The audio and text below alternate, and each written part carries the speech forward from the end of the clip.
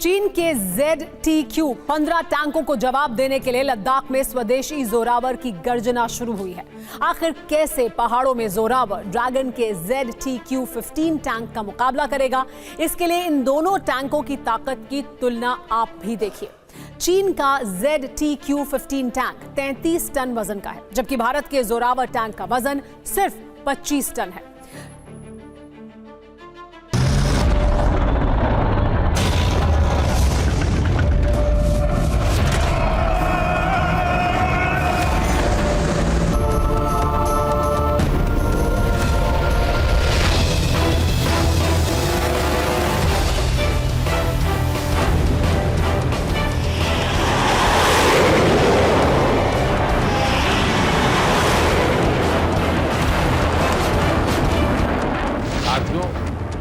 देश की रक्षा जरूरतों, देश की रक्षा करने वालों की जरूरतों का ध्यान रखना, उनके हितों का ध्यान रखना हमारी सरकार की सर्वोच्च प्राथमिकता में से एक है।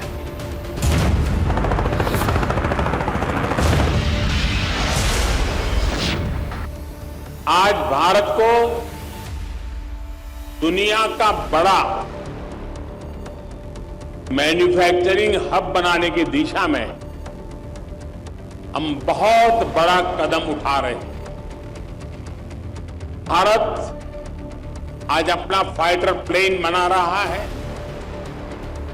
भारत आज अपना टैंक बना रहा है, अपनी सबमरीन बना रहा है।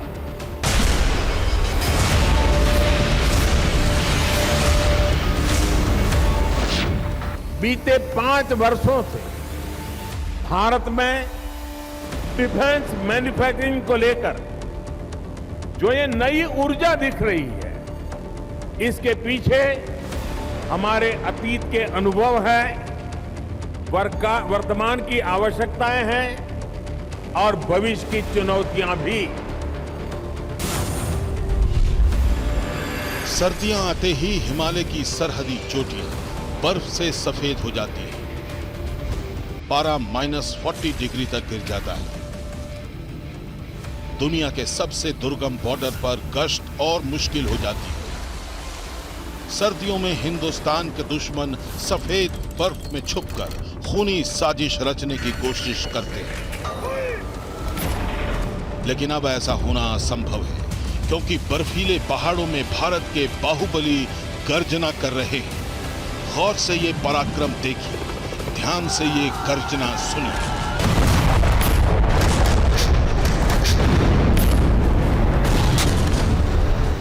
स्वदेशी light tank Zorawar, Sukhoi 30 MKI,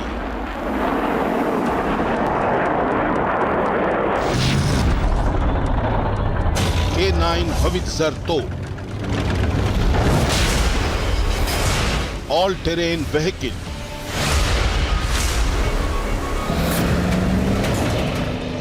ये भारतीय सेना की नई पावर डोज है। ये 4 सिर्फ हथियार नहीं है, जल से लेकर नभ तक और हिमालय की ऊंची और दुर्गम चोटियों तक से दुश्मन की सर्दियों वाली साजिश पर करारी चोट है। अब सबसे नई खबर सुनिए। भारतीय सेना और DRDO ने लद्दाख में अपने नए हथियारों का फील्ड ट्रायल किया है।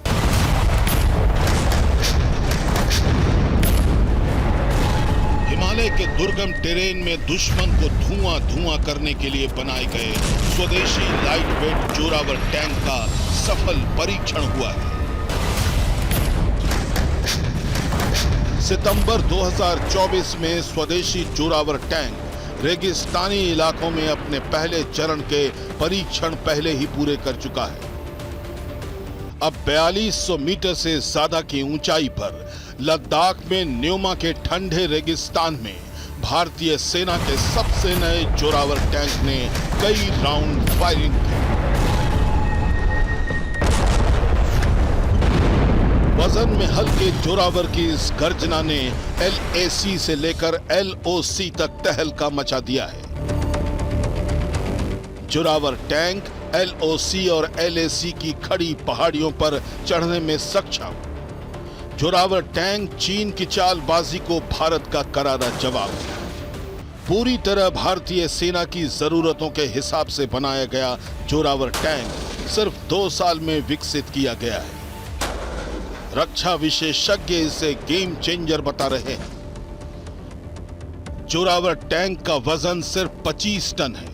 ये T-90 जैसे भारत के मुख्य युद्धक टैंक से आधे वजन का है, लेकिन इसकी ताकत कम नहीं है। इसकी ताकत 1000 हॉर्स पावर की है। इसकी टॉप स्पीड 70 किलोमीटर प्रति घंटे की है। इसमें 105 मिलीमीटर या उससे ज्यादा कैलिबर की गन लगी है। इसमें मॉड्यूलर एक्सप्लोसिव रिएक्टिव आर्मर और एक्टिव प्रोटेक्शन सिस्टम है। इसमें anti aircraft gun, drone integration और आर्टिफिशियल इंटेलिजेंस जैसी तकनीकें भी हैं और इसे चलाने के लिए सिर्फ 3 लोगों की जरूरत है। भारतीय सेना का ये नया साथी हल्का और तेज तर्रार है। जोरावर टैंक को खास तौर पर लद्दाख जैसे ऊंचाई वाले दुर्गम इलाकों के लिए तैयार किया गया है। इसे आसानी से हेलीकॉप्टर से उठाकर चीन और पाकिस्तान की दुर्गम सीमा तक पहुंचाया जा सकता है।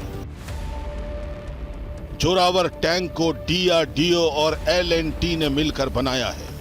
प्रोजेक्ट जोरावर के तहत 354 जोरावर टैंक बनाने का फैसला किया है। 227 तक LOC और LAC के पास जोरावर टैंक की तैनाती हो सकती है। टेस्टिंग के दौरान भारतीय वायुसेना ने जोरावर टैंक की एयरलिफ्ट क्षमता का भी प्रदर्शन किया, ताकि जरूरत के वक्त इन टैंकों की तैनाती लद्दाख की ऊंची पहाड़ियों पर आसानी से की जा सके।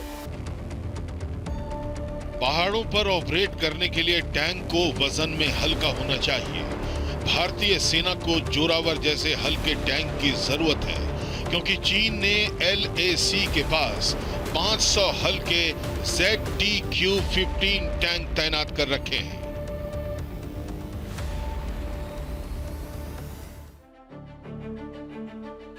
चीन के ZTQ-15 टैंकों को जवाब देने के लिए लद्दाख में स्वदेशी जोरावर की गर्जना शुरू हुई है।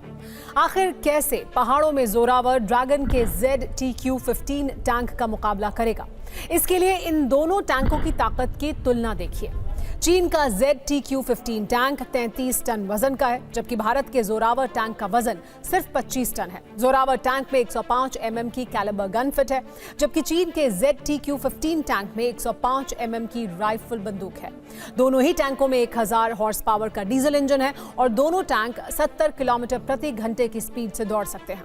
जोरावर टैंक में मॉड्यूलर एक्सप्लोसिव रिएक्टिव आर्मर लगा है, जबकि चीन के ZTQ-15 टैंक में कमजोर कंपोजिट आर्मर है। लेकिन भारतीय सेना के नए ब्रह्मास्त्रों में सिर्फ जोरावर नहीं है, नए ATV यानी ऑल टेरेन व्हीकल्स भी बर्फीले बॉर्डर तक पहुंच चुके हैं। लद्दाख में जोरावर टैंक का परीक्षण चल रहा है, लेकिन भारतीय सेना की ATV से लैस हिमवीर कमांडो सर्दियों में LAC पर पेट्रोलिंग करने के लिए पहले ही अपनी पोजीशन ले चुके हैं। अब बर्फीले पहाड़ों में भारत के दूसरे बाहुबली यानी ऑल टेरेन व्हीकल का ये सबसे नया वीडियो ध्यान से देखिए। हिमालय के दुर्गम और सरहदी टेरेन में सेना के जवान इन्हीं ATV यानी ऑल टेरेन व्हीकल से पेट्रोलिंग कर रहे हैं। पूर्वी लद्दाख की बर्फीली चोटियों से लेकर कश्मीर की घाटी तक हर तरह की भौगोलिक परिस्थितियों में भारतीय सेना के ये अलग अलग तरह के ऑल टेरेन व्हीकल आराम से दौड़ सकते हैं। सेना के जवानों को लेकर ये ATV किसी भी तरह के ऊबड़ खाबड़ रास्ते, ऊंचे पहाड़ों की चढ़ाई, ढलान, पथरीले रास्तों पर बेहद तेज रफ्तार से दौड़ सकते हैं। 12 सुखोई खरीदने की और 100 K9 वज्रा हाउट्जर खरीदने की मंजूरी दे दी गई है। खराब मौसम और दुर्गम इलाकों में तेज रफ्तार से पहुंचने और पेट्रोलिंग के लिए इन गाड़ियों को हल्का और तेज बनाया गया है। लेकिन जोरावर टैंक और ATV के अलावा नई स्वदेशी हॉवित्जर गन K9 वज्र भी दुर्गम इलाकों में तैनात होने के लिए तैयार है। भारतीय सेना को 100 नई K9 वज्र हॉवित्जर तोपें मिलने वाली है। टैंक जैसा दिखने वाला K9 वज्र बलशाली भी है और घातक भी। ये गन कोरिया से ली गई है और इसका निर्माण भारत में ही किया जा रहा है। वज्र 155 mm की 52 कैलिबर वाली गन है। इसे किसी गाड़ी के पीछे टो करके ले जाने की जरूरत नहीं। ये ट्रैक्ड सेल्फ प्रोपेल्ड है। इसका वजन 47 टन के करीब है और इतने वजन के साथ 65 किलोमीटर प्रति घंटे की रफ्तार से दौड़ सकती है। इसकी मारक क्षमता भी जबरदस्त है।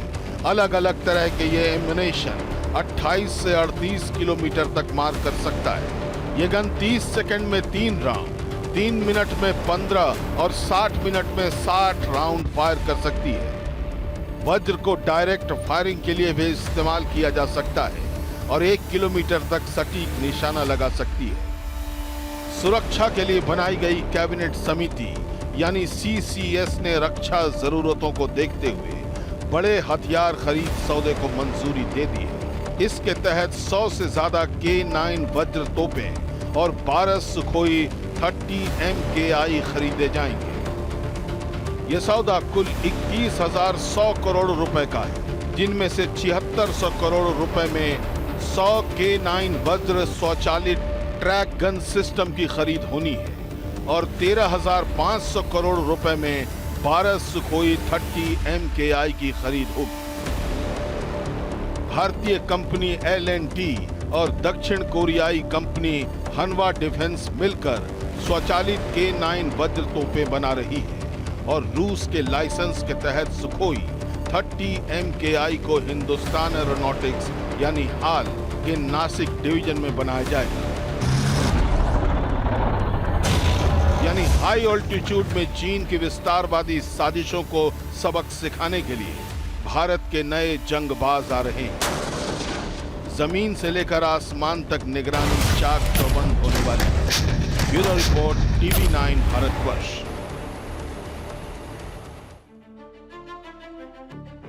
जोरावर ऑल टेरेन व्हीकल, नई K9 वज्र तोपें और सुखोई 30 MKI के अलावा भी कई नए हथियार भारतीय सेना को नई शक्ति दे रहे हैं। इन्हीं में से एक है बाज। कैसी है बाज की शक्ति और बाज कैसे सरहद पार से आने वाले आतंकियों के लिए काल बन जाएगा, इस रिपोर्ट में देखिए।